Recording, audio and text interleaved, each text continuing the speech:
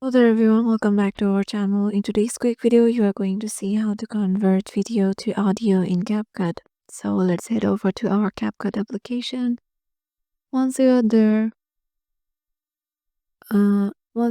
just head over to a project or start a new project. So then head over to the audio section. And in here, you will find the option of extract just right beside the record option. Go to extract. And here just tap on any video you want to extract the audio from. So suppose I'm just tapping on this video and tap on add.